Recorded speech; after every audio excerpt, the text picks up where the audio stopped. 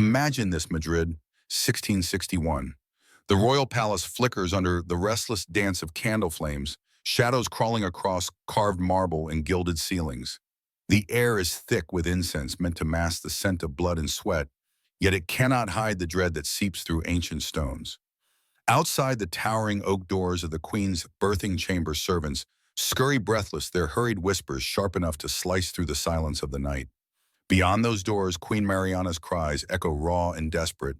More than the torment of childbirth, they carry the weight of a dynasty built on fear, superstition, and fatal pride.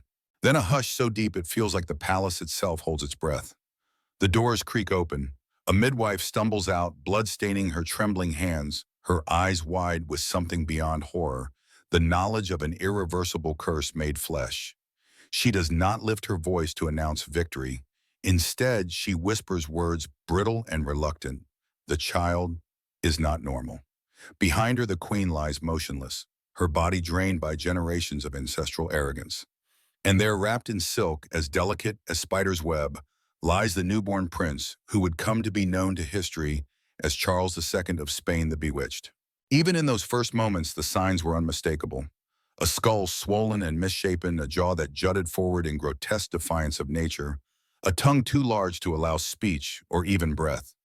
His limbs hung lifeless, too weak to clutch at life.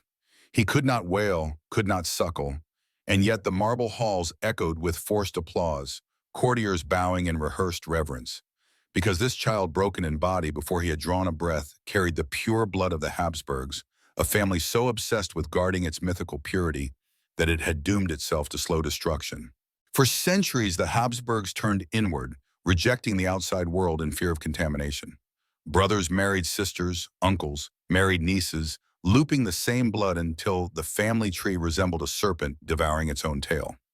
Look closely at their portraits, and you'll see it, the legendary Habsburg jaw eyes shadowed by unseen torments, and the cost of this pride hidden behind silks and crowns, minds unraveling, bodies decaying from within. Queen Mariana herself, both niece and wife to King Philip IV, became the symbol of this obsession. When she conceived, the court whispered prayers for a savior, a prince to mend what pride had broken. But fate offered not redemption, but a cruel reflection of centuries of arrogance. As Charles grew, the tragedy deepened into something almost biblical. His legs buckled under the weight of a crown he barely understood. Words fell from his mouth like stones, heavy and meaningless. His eyes glassy and distant, fixated on the flicker of candlelight, as if seeking an escape from a prison built of flesh and bone. Years passed before he could walk, and even then each step seemed borrowed from mercy itself. Yet rather than confront the truth, the court retreated into illusion. Artists painted a king fierce and regal, his weakness hidden behind brushstrokes and gold leaf. But in reality, the young king drooled, coughed blood, and stared emptily at shadows. Within the palace's echoing chambers, the masquerade grew ever more elaborate. The real power lay in the hands of his mother, who ruled behind heavy drapes, using the frail boy king as both shield and puppet. Ministers spun conspiracies and prayers in equal measure, for they knew the Spanish Empire rested on the trembling shoulders of a monarch who could not command, could barely even comprehend the weight of his title. Yet tradition clung like ivy to crumbling stone. They believed marriage might save them, that an heir could break the curse.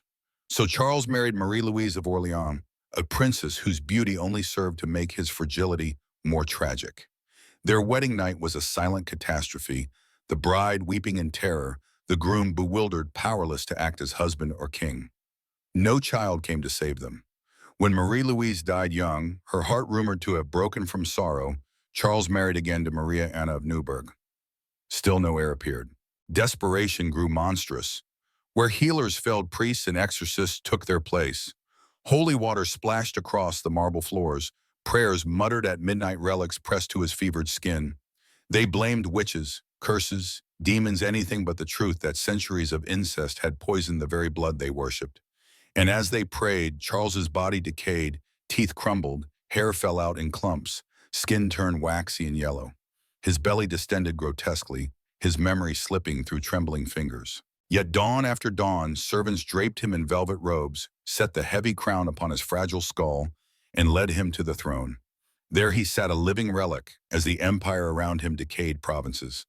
Lost coffers, empty hope fading. The courtiers knew The people whispered, but to speak the truth aloud would mean confronting the nightmare they had chosen to call destiny. Charles II was not a villain. He did not wage cruel wars or rule with iron fist. He was simply the final tragic vessel of a family that had tried to outwit nature with pride and lost. In the end, the blood they treasured had become their doom, rotting away both the body of the king and the foundation of the empire itself. When Charles died in 1700 at just 38, what remained shocked even those who had feared it. His heart black in shriveled lungs, soaked in fluid intestines, rotted testicles shrunk into nothing, and blood so thick it moved like oil. No son to continue the line, no triumphs to etch into history, only a fractured empire on the brink of war. With his death, the Spanish branch of the Habsburgs vanished, and Europe plunged into the War of Spanish Succession, the last spasm of a dying dynasty's pride. Deep beneath the marble floors of El Escorial, where royal remains lie in silent ranks, Charles's broken body rests a grim testament to the price of blind devotion to blood.